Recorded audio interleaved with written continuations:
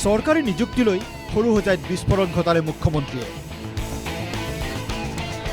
পূৰ্বৰ মুখ্যমন্ত্ৰীসকলে টকা লৈ দিছিল চৰকাৰী চাকৰি। কোনো মুখ্যমন্ত্ৰীয়ে টকা নললে দিছিল ৰাজনৈতিক নিযুক্তি। আগতে মন্ত্ৰীৰ জোৱাই বোৱাৰী খুলহালীয়েকে পাইছিল APSCৰ চাকৰি। লোকসেৱা আয়োগকে ধৰি অসমত চৰকাৰী নিযুক্তিৰ ক্ষেত্ৰত পূৰ্বতে সংঘটিত হৈছিল ব্যাগম দুৰ্নীতি।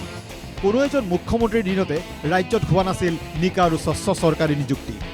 আনকি প্ৰাক্তন মুখ্যমন্ত্ৰী সৰ্বানন্দ সোণোৱাল নেতৃত্বাধীন বিজেপি মিত্ৰজোঁটৰ প্ৰথমটো কাৰ্যকালতো দুৰ্নীতিৰ পৰা মুক্ত হ'ব পৰা নাছিল চৰকাৰী নিযুক্তি প্ৰক্ৰিয়া।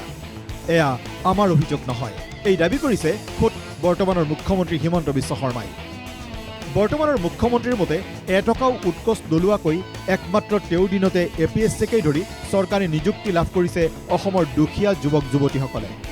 দেওবাৰে সৰু সজাইত এক চৰকাৰী অনুষ্ঠানত অংশ লৈ মুখ্যমন্ত্ৰী হিমন্ত বিশ্ব শৰ্মাৰ দাবী, বিগত ৭৫ বছৰত কোনো মুখ্যমন্ত্ৰীয়ে কৰিব নোৱাৰা কামটো কৰিলে বৰ্তমানৰ মুখ্যমন্ত্ৰী হিমন্ত বিশ্বই। যোৱা ৭৫ বছৰত কোনো মুখ্যমন্ত্ৰীয়ে ৰাজনীতিৰ পৰা দূৰত গৈ এটকাও টকা হাতত নোলোৱাকৈ চৰকাৰী চাকৰি দিব পাৰিছিল, এই কথা অসমৰ ইতিহাসে নকয়। কোনোবাই যদি টকা লোৱা নাছিল, ৰাজনৈতিকভাৱে চাকৰি দিছিল, কিন্তু এইখন চৰকাৰে টকাও লোৱা নাই, ৰাজনীতিও কৰা নাই। অসমৰ চৰকাৰী চাকৰি জগতখনলৈ নিৰ্মল গংগাক নমাই আনি অসমৰ ৰাইজৰ সেৱাত আমি নিজকে নিয়োগ কৰিছো। মুখ্যমন্ত্ৰী হিমন্ত বিশ্ব শৰ্মাৰ লগতে দাবী, পূৰ্বে অসম লোকসেৱা আয়োগৰ ফলাফল প্ৰকাশ পালে মিঠাই খাইছিল মন্ত্ৰীৰ আত্মীয় কুটুম্বৰ ঘৰত, কিয়নো মন্ত্ৰীৰ পৰিয়ালৰ লোকে পাইছিল APSCৰ চাকৰি।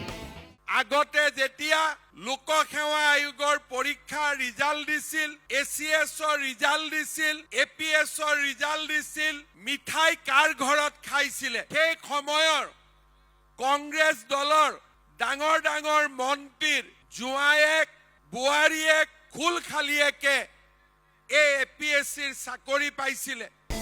আনহাতে ২০১৪ চনলৈ ৰাজনৈতিক নেতা অথবা চৰকাৰী বিষয়াৰ আত্মীয় কুটুমৰ পৰিয়ালৰ ভিতৰতে চৰকাৰী চাকৰি সীমাবদ্ধ হৈ থকা বুলি অভিযোগ কৰি মুখ্যমন্ত্ৰী হিমন্ত বিশ্ব শৰ্মাই লগতে ক'লে, তৃতীয় বিভাগত উত্তীৰ্ণ লোকেও আগতে পাইছিল চৰকাৰী চাকৰি। চৰকাৰী চাকৰিৰ তালিকাত আছিল বিষয়াৰ বোৱাৰী খুলহালী। তৃতীয় শ্ৰেণীত উত্তীৰ্ণ হোৱা ব্যক্তিয়েও কোনোবা বিষয়াৰ যদি বোৱাৰীয়েক হয়, খুলখালীয়েক হয়, চৰকাৰী চাকৰি পাইছিলে।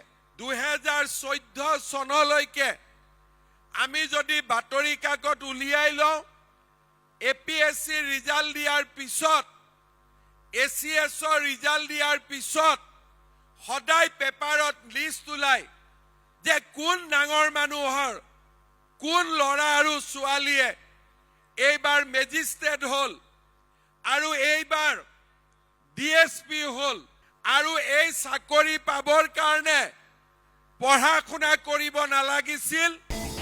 মুখ্যমন্ত্ৰী হিমন্ত বিশ্ব শৰ্মাৰ লগতে অভিযোগ, APSCত ৰাকেশ পাল নামৰ এডাল অজগৰ পুহি ৰাখিছিল প্ৰয়াত তৰুণ গগৈয়ে।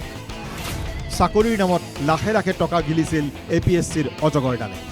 কিন্তু বৰ্তমান APSCৰ অজগৰ ৰাকেশ পালক চিৰিয়াখানাত তলা লগাই বন্দী কৰি ৰখা বুলিও কটাক্ষ কৰে মুখ্যমন্ত্ৰী হিমন্ত বিশ্ব শৰ্মাই। তৰুণ গগৈ কংগ্ৰেছ দলৰ চৰকাৰ থকাৰ সময়ত APSCত ৰাকেশ পাল নামৰ ডাঙৰ অজগৰ সাপ এডাল থৈ দিছিলে।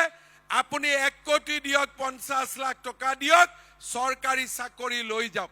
আৰু সেইকাৰণে ৰিজাল্ট দিয়াৰ সময়ত এই অজগৰ সাপডালে কিমান টকা খালে, কিমান টকা চাকৰি পালে, তাৰ ওপৰত আলাপ আলোচনা আৰম্ভ হৈছিল। APSCত বহি থকা অজগৰক লৈ আহি আমি চিৰিয়াখানাত তালা মাৰি বন্ধ কৰি দিলো।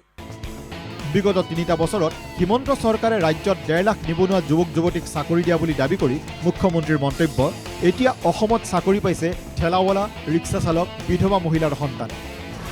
প্ৰতিটো চাকৰিৰ নামত ১ লাখ ল'লেও মুখ্যমন্ত্ৰীয়ে পালেহেঁতেন ১৫০ কোটি। মই মুখ্যমন্ত্ৰী হোৱাৰ পিছত ১.৫ লাখ ল'ৰাক চাকৰি দিলো, আৰু মই যদি ১ লাখ টকাকৈ ল'লোহেঁতেন, মই ১৫০০ কোটি টকা মোৰ ঘৰত মই জমা কৰিব পাৰিলোহেঁতেন। কিন্তু আজি চাকৰি কোনে পায় অসমত? ঠেলালাৰ ল'ৰা, ৰিক্সা চালকৰ ল'ৰা, গাঁৱৰ বিধৱা মানুহৰ ল'ৰা আৰু কষ্ট কৰি কাম কৰি ঘৰৰ আধা পেটত খাই স্কুললৈ যোৱা দুখীয়া মানুহৰ পৰিয়ালে আজি অসমত চৰকাৰী চাকৰি পায়।